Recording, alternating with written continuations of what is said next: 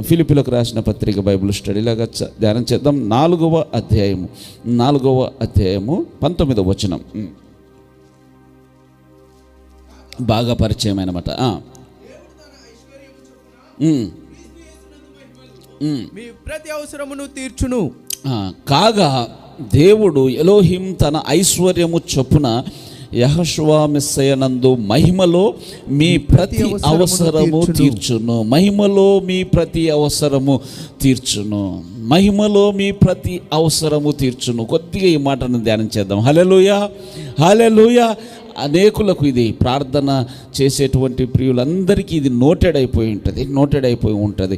కాగా ఎలోహిం దేవుడు తన ఐశ్వర్యము చొప్పున యెహోషువ మెస్సయ నందు మహిమలో మీ ప్రతి అవసరము తీర్చును. ప్రతి అవసరము తీర్చును. గమనించండి, నరుడు ఈరోజు మనిషి తనకు హాని చేసుకుంటున్న రీతిగా ప్రవర్తిస్తూ ఉన్నాడు. కారణం ఏమిటంటే తన యొక్క అవసరతలు వేరు, తను ఆశిస్తున్నది వేరు. గమనించండి, తన అవసరత వేరు, తను ఆశిస్తుంది వేరు. అక్కడ రాయబడినటువంటి మాట చూడండి, కొద్దిగా విడదీసి చదువుదాం. కాగా దేవుడు తన ఐశ్వర్యము చొప్పున క్రీస్తు యేసునందు యెహోషువ మెస్సయ నందు మహిమలో మీ ప్రతి అవసరము తీర్చును. ప్రతి అవసరము. గమనించండి, అవసరం అనేటువంటి మాట గమనించండి. అవసరము, ఇది అవసరము, నాకు ఇది అవసరము. ఏది అవసరము? భోజనం చేయడము అవసరము, బట్ట కట్టుకోవడము అవసరము, ఇంట్లో ఉండడము అవసరము, గూడు ఉండడము అవసరము, నివాసము చేయడానికి ఇల్లు అవసరమే. కానీ ఒక అంతఃపురము నాకు కావాలి అని నేను తపన పడుతూ ఉంటే దేవుడు చూసి నవ్వుకుంటాడు. నన్ను చూసి నాకు ఇవ్వబడినటువంటి శక్తి సామర్థ్యాలు ఏంటి, నా అవసరం ఏంటి? నేను ఉండడానికి ఒక ఇల్లు కావాలి, కట్టుకోవడానికి ఒక డ్రెస్ కావాలి, ఒక బట్ట కావాలి, తినడానికి తిండి కావాలి, తాగడానికి వాటర్. ఇవి అవసరాలు అని అంటే గమనించండి, మనకు తెలిసినటువంటి పదమే ధ్యానం చేస్తూ ఉన్నాం. అవసరము అని అంటే ఇది లేకపోతే నేను ముందుకు అడుగు వేయలేను, ఇది లేకపోతే నా జీవితం కొనసాగదు, ఇది లేకపోతే నా యాత్ర ముగించబడుతుంది. ఆహారము లేకుండా ఎన్ని రోజులు బతకవచ్చు? దాదాపు ఒక 40 days, మహా అంటే 50 days, అధిక బలం ఉంటే ఒక 60 days, 60 రోజులు, 70 రోజులు, మహా అంటే 100 రోజుల పైన ఆహారం లేకుండా, ఫుడ్ లేకుండా ఎవడైనా బ్రతకగలడా? బ్రతకలేడు. కాబట్టి ఫుడ్ అనేది అవసరమే. కానీ నాకు ప్రతిరోజు నేను మటనే తినాలి అని అనుకోవడము, ప్రతిరోజు బిర్యానీ తినాలనుకోవడం, ప్రతిరోజు చికెన్ తినాలనుకోవడము అదేమైందంటే లగ్జరీ అయిపోతుంది, విలాసమైన జీవితం అవుతుంది. నాకు ఆహారము కావాలి, కారణం రక్తం తినాలి, జీర్ణం కావాలి, తద్వారా రక్తము ప్రొడ్యూస్ కావాలి, ఆ రక్తము నరాల్లో ప్రవహించాలి, తద్వారా నేను లేచి నడవగలగాలి, నా పనులు చేసుకోవాలి.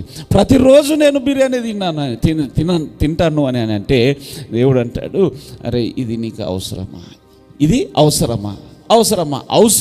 ఒకసారి నెలకు ఒకసారి, వారానికి ఒకసారి తినడం ఓకే, నో ప్రాబ్లం. మా ఫ్రెండ్ ఉన్నాడు, 3 పూటలంట. 3 పూటనే వెజ్ అంటే నాకు జ్వరం వచ్చినట్టు అయితే అన్న అంటాడు. వెజ్ అనే మాట వింటే ఈరోజు ఏంటి కర్రీ అని అంటే పప్పు అన్నదనుకోండి, అక్కగారు చెల్లిగారు అక్కడ నుంచి పప్పు అని అంటే ఇక్కడే వణికిపోతాడంట. సరే నువ్వు తినేసి పడుకో, నేను వస్తలే అంటాడంట.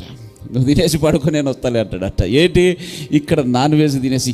విచిత్రం ఏంటంటే నాకు ఆశ్చర్యం వేసింది, టిఫిన్ నాన్ వెజేనంట, లంచ్ నాన్ వెజే, అండ్ ఏంటది డిన్నరు నాన్ వెజ్.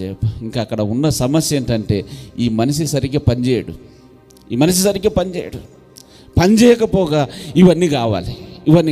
భార్యనేమో కింద మీద పడి పాపం చెమటోడ్చి ఆమె సేల్స్ గల్లాగా మన హైదరాబాద్లో ఇల్లు తిరిగి అవి అమ్ముకొని ఆ కష్టార్జితంతో వచ్చినటువంటి ఆ డబ్బుతో కుటుంబాన్ని పిల్లలను పోషించుకుందామని అంటే ఈ మనిషికి మాత్రం ఇవి కావాలి లేకపోతే చితకబాతాడు, లేదంటే వేరే అపనిందలేస్తాడు.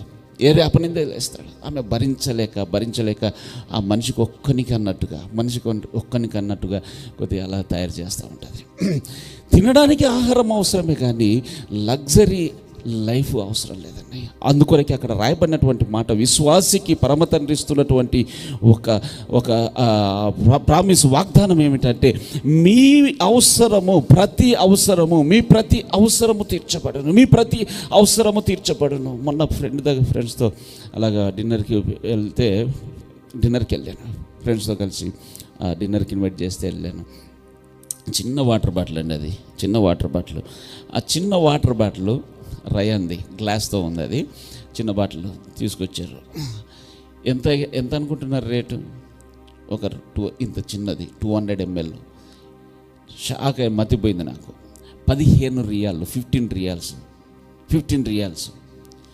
రియాల్స్ వస్తే ఒక పెద్ద కాటన్ బాక్సే వచ్చేస్తుంది. కాటన్ బాక్స్ ఏమైనా వాటర్ ఏమైనా మారిందా? మారలేదు. సరే, స్థలం వాడు మెయింటెనెన్స్ వానికి వేసుకుంటూ ఉన్నాడు అనుకోండి, అది వేరే విషయం. వాటర్ అయితే అదే బయట మహా అంటే ఒక 2 రియాలు 3 రియాలు పడుతుంది. అక్కడికి వచ్చేసరికి 15 రియాలు వేసాడు. అది బిల్లు చూసి బాధేసింది. సరే, నవ్వండి, అప్పుడప్పుడు మనకి ఇవ్వబడిన కృప చొప్పున మనము వెళ్ళొచ్చు, సరే ఎంజాయ్ చేయొచ్చు, లేకపోతే అలాగా ఎక్స్పీరియన్స్గా మనం వెళ్ళవచ్చు. దాంట్లో నేను తప్పు పట్టడం లేదు. మనము ప్రతిరోజు అధికంగా దాని గురించి ఆలోచించి నీవు నేను తప్పుదారిలో ప్రయాణం చేయడము, నీవు నేను తప్పటడుగులు వేయడం, భార్యను ప్రేమించబద్ధుడై ఉన్నటువంటి వ్యక్తి, కుటుంబ బాధ్యతను భుజముల మీద వేసుకొని తను ఆ బాధ్యత నెరవేర్చవలసినటువంటి వ్యక్తి తన లగ్జరీకి, తన యొక్క విలాసవంతమైన జీవితానికి తావిచ్చి ఏం చేస్తూ ఉన్నాడు, నాకు ఇది కావాలి అని చెప్పి భార్యను హింసించేటువంటి విధంగా ప్రవర్తిస్తున్నాడు. మళ్ళీ తనకు మైక్ అందిస్తే కనుక ప్రార్థన అదరగొడతాడు, మళ్ళీ ఏమంటారు ప్రసంగం అదరగొడతాడు. ప్రసంగము బెల్లు బ్రేకులు లేకుండా అలాగా చేసుకుంటూ వెళ్ళిపోతాడు. పోతాడు. ఒక వ్యక్తి ఆయన మందిరానికి వచ్చేటువంటి వాడుగా ఉండి, ప్రసంగాలు చేసేటువంటి వ్యక్తిగా ఉండి, ఆరాధన చేసేటువంటి వ్యక్తిగా ఉండి, ప్రార్థించేటువంటి వ్యక్తిగా ఉండి, కనీస బాధ్యతను గుర్తించినటువంటి స్థితి ఎందుకు వచ్చిందని అంటే తన అవసరతను మర్చిపోయి ఒక విలాసవంతమైన జీవితం వైపు ఆయన మళ్ళాడు గనక, ఆయన మనసు, ఆయన దృష్టి మళ్ళింది గనక ఈ యొక్క పరిస్థితులు ఏమి తనకు పట్టడం లేదు. పిల్లలు చదవకపోయినా పర్వాలేదు, పిల్లలు ఫీజులు కట్టకపోయినా పర్వాలేదు, పిల్లలు పాడైపోయినా పర్వాలేదు, పిల్లల అవసరతలు తీర్చబడకపోయినా పర్వాలేదు, భార్య యొక్క బాధ కన్నీరు అర్థం కాకపోయినా పర్వాలేదు, తన యొక్క విలాసం, తన లగ్జరీ కోరిక మాత్రము తీర్చబడాలి. తన కోరిక తీర్చబడకపోతే ఎంత దూరమైనా వెళ్ళిపోతాడు. గమనించండి, యెహోషువ మెస్సీయ మనకిస్తున్నటువంటి ఒక శుభప్రదమైన నిరీక్షణ వాగ్దానం ఏమిటంటే, ఇదిగో కాగా ఎలోహిం తన ఐశ్వర్యము చొప్పున యెహోషువ మెస్సీయ నందు మహిమలో మీ ప్రతి అవసరము తీర్చును. ఈరోజు నీవు అవసరం గురించి నీవు పాకులాడుతూ ఉన్నావు, అవసరం గురించి ఈ దేశమునకు వచ్చి ఉన్నాం, అవసరం గురించి మనం ప్రయాసపడుతూ ఉన్నాం, అవసరం గురించి ఈ యొక్క ప్రయాణం కట్టాము. పిల్లలను వదిలిపెట్టాం, పిల్లలను వదిలిపెట్టారు, భర్తలను వదిలిపెట్టారు, భార్యలను వదిలిపెట్టారు, తల్లిదండ్రులను విడిచిపెట్టారు. ఒంటరిగా ఉండి ప్రయాసపడుతున్నారు. కారణం ఏంటంటే మన అవసరాలు తీర్చబడాలయ్యా, నా పిల్లల అవసరాలు తీర్చబడాలి, నా కుటుంబ అవసరాలు తీర్చబడాలి, అప్పుల బాధల నుంచి విడిపించబడాలి. ఆ అవసరముల నిమిత్తమైతే నీకు ఒక శుభవార్త, నీవు ఎక్కువగా చింతించవలసిన పని లేదు. హల్లెలూయా. ఆయన రక్తము చేత కడగబడినటువంటి బిడ్డగా, ఆయన సొత్తైన ప్రజగా నీకున్నటువంటి ఒక ఆధిక్యత, ఒక ధన్యత, ఒక భాగ్యం ఏమిటంటే నీ ప్రతి అవసరము తీర్చబడుతుంది. అది ఎలాగ తీర్చబడుతుంది అంటే ఆయన మహిమలో నుంచి తీర్చబడుతుంది. ఏ విధంగా తీర్చబడుతుందంటే ఆయన కనుక ఆ ఐశ్వర్యవంతుడైనటువంటి ఆ తండ్రి నిన్ను ప్రేమిస్తున్నాడు గనక ఆ ఐశ్వర్యవంతుని మహిమలో నుంచి నీకు తీర్చబడుతుంది. ఏ విధంగా తీర్చబడుతుంది అంటే యెహోషువ మెస్సీయ ద్వారా నీకు తీర్చబడుతుంది.